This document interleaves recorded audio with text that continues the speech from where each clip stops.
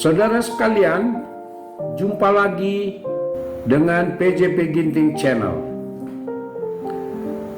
Opini kebangsaan yang kita kemukakan kali ini mengambil topik Anies Baswedan untuk syahwat kekuasaan menghalalkan segala cara. Saudara, sebelum masuk kepada topik bahasan, dimohon agar video ini ditonton sampai tuntas tanpa di-skip agar tidak terjadi kesalahpahaman.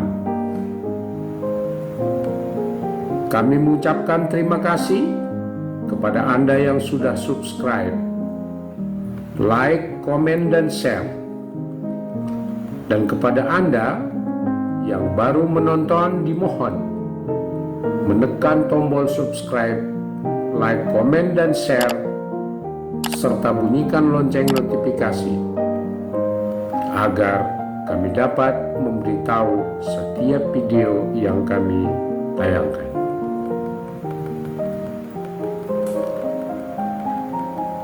Saudara sekalian, Anies Baswedan pernah mengatakan bahwa pendidikan tidak cukup dengan sekolah dari lembaga pendidikan saja. Karena itu, dia membuat Gerakan Indonesia Mengajar yang menghantarkannya ke panggung politik. Melalui Gerakan Indonesia Mengajar, salah satu jalan Anies Baswedan terjun ke politik praktis. Melalui Gerakan Indonesia Mengajar, Anies Baswedan bertekad bahwa suatu saat akan menjadi Presiden Republik Indonesia. Inilah syahwat kekuasaannya yang muncul untuk pertama kali. Pada tahun 2012-2013, Anies Baswedan maju sebagai peserta konvensi calon presiden Partai Demokrat. Namun hasilnya tidak gemilang, bahkan boleh dikatakan gagal. Tahun 2013-2014, Anies Baswedan terlibat dalam membela pasangan Capres-Cawapres Joko Widodo Yusuf Kala menjadi juru bicara pasangan tersebut. Dan pasca Pilpres, dia menjadi bagian tim transisi presiden terpilih. Presiden Joko Widodo dalam Kabinet Kerja 2014-2019 mengangkat dan menetapkan Anies Baswedan menjadi Menteri Kebudayaan, Pendidikan Dasar dan Menengah, di mana syahwat kekuasaan muncul kembali dalam dirinya untuk kedua kalinya. Ternyata dalam praktek, Anies Baswedan itu hanya pandai berkata-kata, tetapi tidak cakap dalam bekerja. Dalam tugasnya sebagai Menteri Kebudayaan dan Pendidikan, tidak mampu mengubah wajah pendidikan ke arah yang lebih baik. Malah prosesnya mengalami kemunduran. Bahkan aroma korupsi di kementerian yang dipimpinnya mulai tercium oleh publik. Akibatnya, tidak sampai 2 tahun bekerja sebagai menteri, Presiden Joko Widodo memecatnya dari kabinet.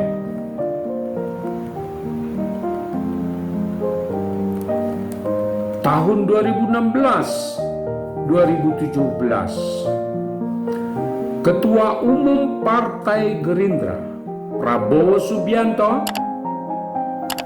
mempromosikan Anies Baswedan dan Sandiaga Uno menjadi pasangan dalam Pilgub DKI 2017-2022. Syahwat kekuasaan untuk ketiga kalinya muncul kembali dalam diri Anies Baswedan. Segala macam cara dilakukannya untuk memenangkan Pilgub tersebut. Yang sangat nyata dilihat oleh publik, dia mengusung politik identitas agama, memprovokasi masyarakat agar memilihnya menjadi gubernur dengan alasan gubernur yang seiman, memprovokasi masyarakat tentang ayat dan mayat, menghalalkan tempat ibadah sebagai tempat kampanye politik untuk dirinya, baik secara terbuka maupun secara diam-diam, memprovokasi masyarakat dengan sentimen kebencian pada etnis dan agama tertentu, membranding dirinya sebagai tokoh antitesa terhadap petahana gubernur dan presiden,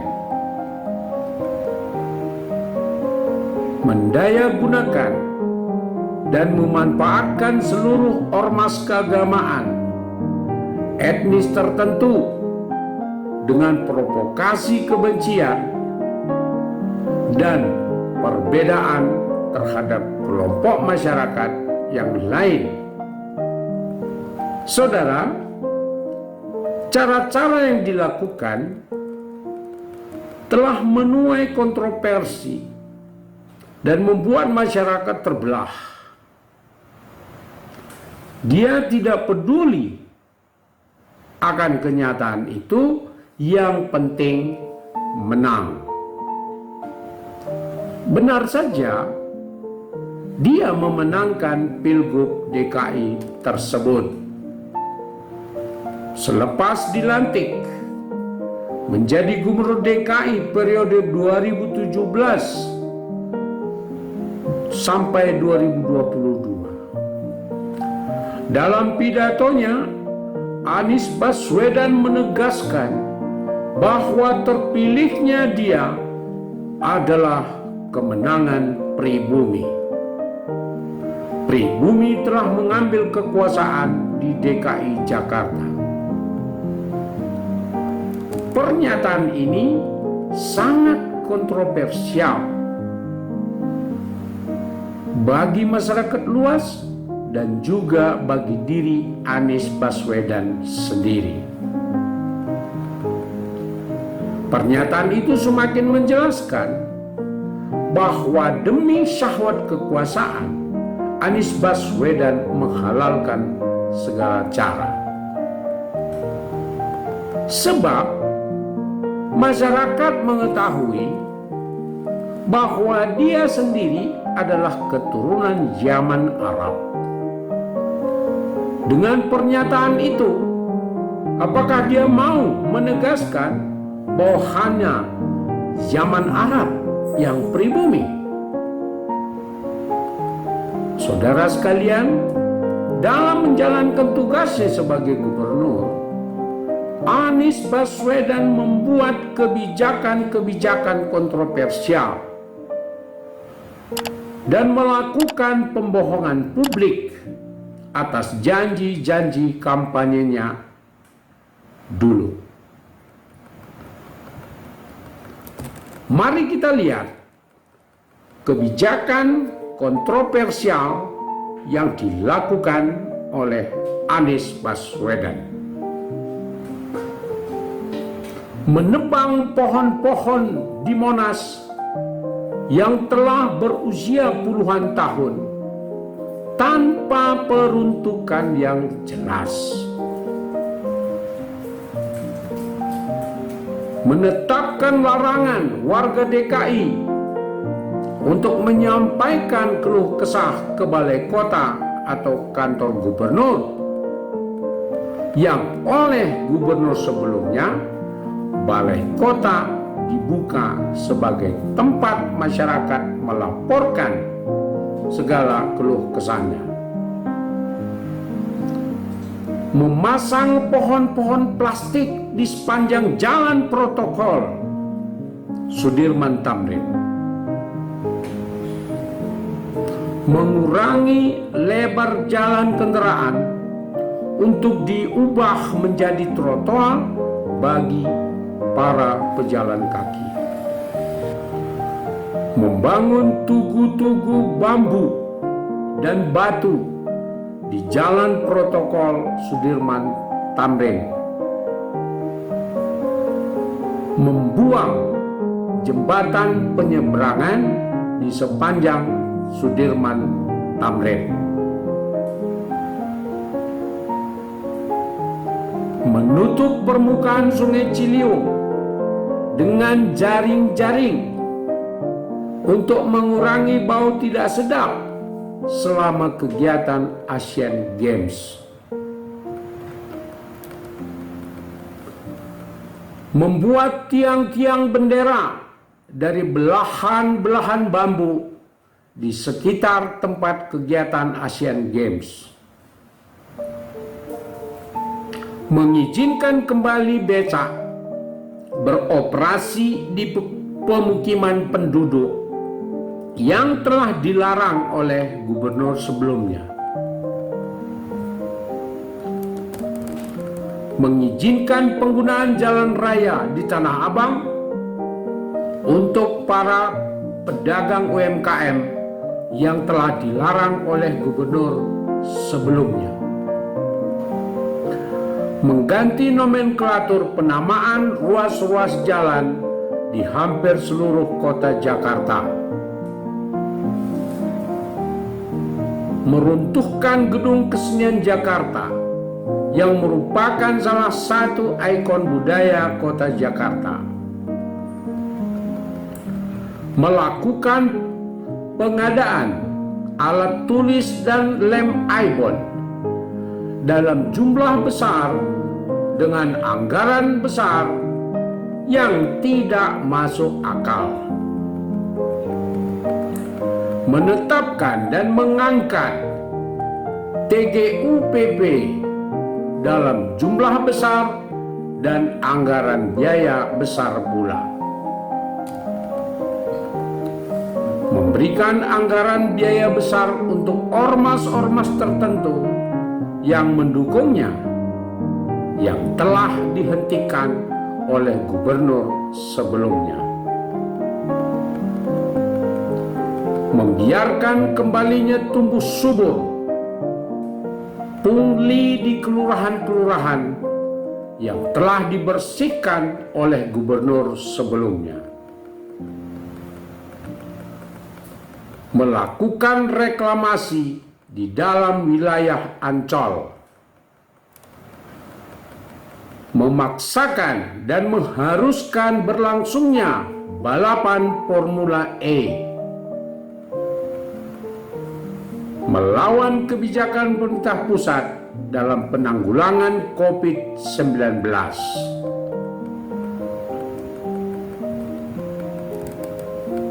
Saudara, sekarang mari kita lihat pembohongan publik atas janji-janji kampanye Anies Baswedan. Gagal dalam proyek OKOC dari janji 300.000 pedagang UMKM.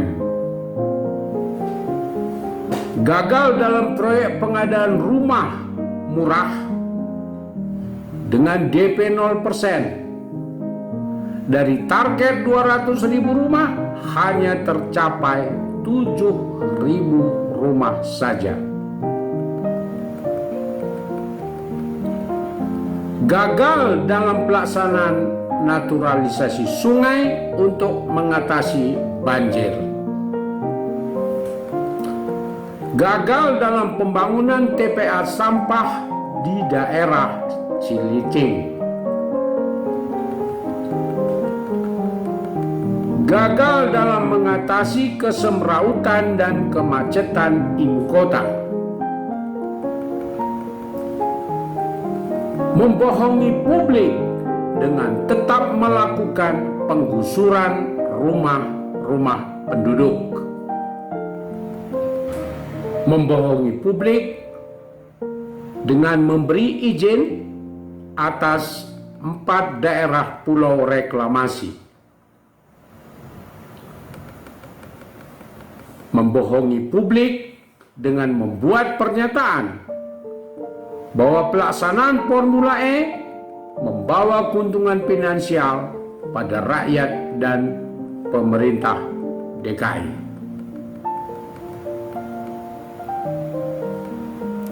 Saudara,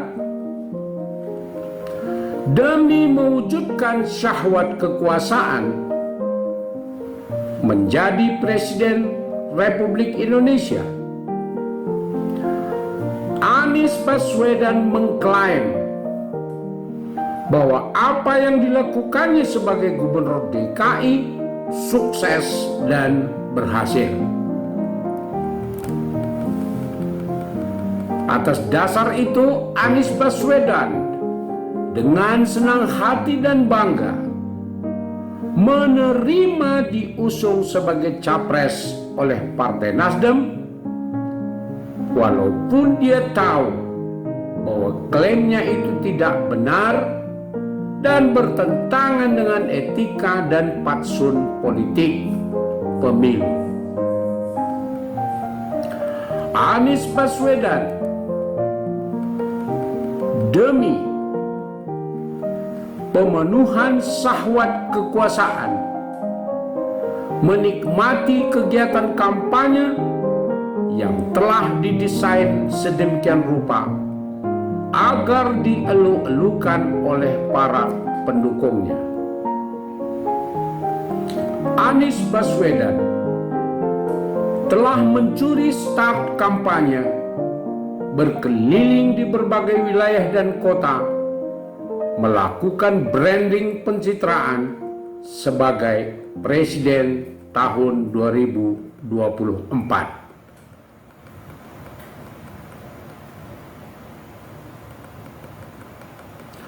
Anies Baswedan menafikan semua situasi dan kondisi asalkan bisa berkampanye yang di-backup oleh bohir-bohir yang juga haus kekuasaan. Dia menikmati naik jet pribadi dari kota ke kota sebagai capres, halusinasi dan penuh mimpi. Anies menutup mata atas penolakan kehadirannya hanya demi pemenuhan syahwat kekuasaan.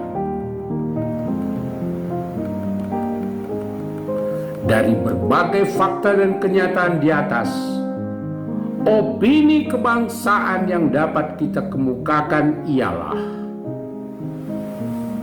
1. Pencapresan Anies Baswedan selain menyalahi etika dan fatsun politik, termasuk juga melukai nalar dan logika demokrasi.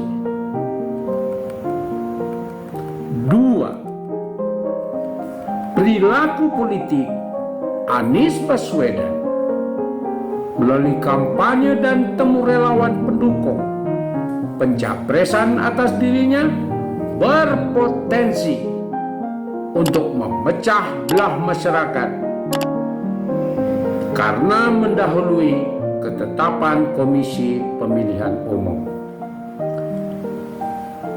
Hal ini bertentangan dengan upaya perkuatan kebangsaan. 3. Demi syahwat kekuasaan, Anies Baswedan rela menghalalkan semua cara yang bertentangan dengan prinsip-prinsip demokrasi kebangsaan. Oleh karena itu, rakyat harus sadar untuk menghindari praktek politik yang dilakukannya. 4. Anies Baswedan dalam karir politik sebagai Menteri Pendidikan dan Gubernur DKI selalu menghadirkan kebijakan-kebijakan kontroversial yang tidak bermanfaat untuk masyarakat, dan banyak kebijakan tersebut berbau aroma korupsi. Jadi, rakyat harus sadar untuk tidak mempercayai calon pemimpin seperti itu. Saudara sekalian, demikianlah opini kebangsaan dengan topik Anies Baswedan untuk syahwat kekuasaan menghalalkan segala cara. Apabila menurut Anda video ini bermanfaat, mohon ditekan tombol subscribe, like dan share, serta bunyikan lonceng notifikasi agar tidak ketinggalan video-video kami berikutnya. Terima kasih.